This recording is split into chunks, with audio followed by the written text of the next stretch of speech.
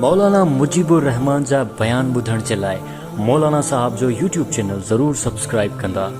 ये हदीस नबी सल्लल्लाहु अलैहि वसल्लम जी अल्लाह जे नबी फरमायो मुंहिंजी उम्मत खे रमज़ान में अल्लाह ताला 5 फज़ीलतूं अहिड़ियूं ॾिनियूं आहिनि ए साहबा कॾहिं बि पोयनि उम्मतुनि खे कंहिंखे हिकिड़े खे बि न मिली आहे।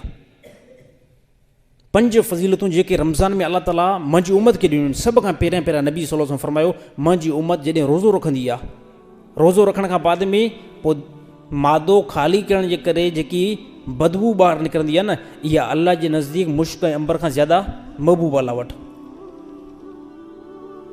यानी कहिड़ी उहा मादे खां निकिरंदी, ईअं न आहे त साईं को असां पोइ पेस्ट ऐं बुर्श कयूं ई न, इहा बदबू निकिरंदी छाजे खां आहे? इहा बदबू इन करे निकिरंदी आहे मादो जंहिं टाइम इंसान जो ख़ाली थींदो आहे न, त इन खां बाद में उन मां हिकिड़ी हवस निकिरंदी आहे। उहा हवस ईंदी आहे वात ताईं, ज़िबान ताईं।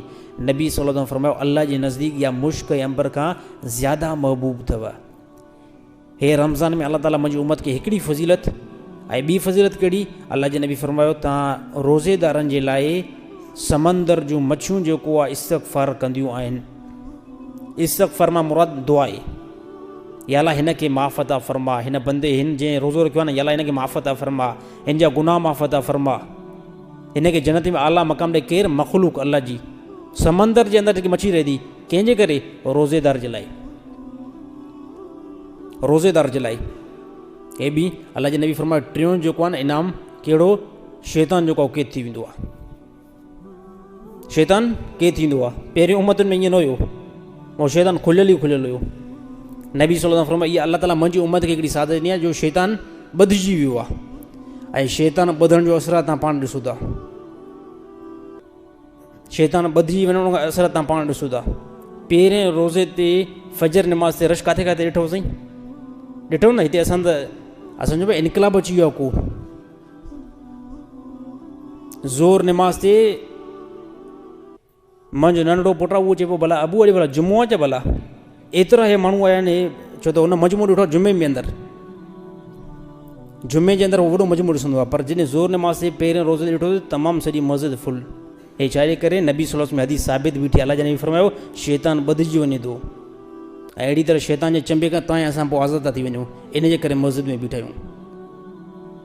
हे कहिड़ो? हे टियों इनाम रमज़ान में नबी सल्लल्लाहु अलैहि वसल्लम फरमायो अल्लाह ताला मुंहिंजी उम्मत खे ॾिनो आहे। हे टियों इनाम। ऐं चौथे नंबर ते नबी सल्लल्लाहु अलैहि वसल्लम फरमायो तव्हां रोज़ेदारनि जे लाइ अल्लाह ताला जन्नत खे रोज़ानो सींगारींदो आहे। जन्नत खे सींगारण जो को कंहिं क़िस्म जी ज़रूरत आहे ई न। और जन्नत उअं ई पाक लॻी पई आहे, साफ़ु लॻी पई आहे, ऐं वॾी हसीन आहे जन्नत। पर अल्लाह ताला तसली ॾिनी जेकी शइ ज़्यादा हसीन हुजे न उनखे अञा चमक ॾियोसि, अञा उनखे साफ़ु रखो, अञा उनखे सींगार, त उनजो हुस्न जेको आहे ज़्यादा वधी वेंदो आहे। ऐं चौथे नंबर ते इनाम। पंजे नंबर ते नबी सल्लल्लाहु अलैहि वसल्लम फरमायो त आख़िरी जेको रमज़ान जूं रातियूं थींदियूं आहिनि उन टाइम अल्लाह ताला रोज़ेदारनि जी मग़फ़िरत अता फरमाईंदो आहे। साहिबनि जो या रसूल इहा भला लैलतुल क़द्र जी राति जा जो अल्लाह ताला मग़फ़िरत अता फरमाए? नबी सल्लल्लाहु अलैहि वसल्लम फरमायो न न, इहा लैलतुल क़द्र जी त राति न आहे, बल्कि अल्लाह ताला ऐलान कंदो आहे त मां पंहिंजे बंदनि खे मज़दूरी ॾियणु चाहियां थो हिन टाइम।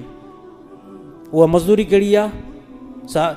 फ़रिश्ता पुछा कंदा या अल्लाह मज़दूरी कहिड़ी? अल्लाह ताला फरमायो मां इन्हनि खां राज़ी थो थी वञा, ऐं मां इन जा पोयां जेके बि गुनाह आहिनि उहे गुनाह मां हिन जा माफ़ थो करे छॾियां। छाजे करे? रमज़ान जी बरकत जे करे, ऐं रमज़ान में जेको हिननि रोज़ा रखिया आहिनि, ऐं राति जे अंदरि जेको हिननि क़ियामुल लैल कयो आहे।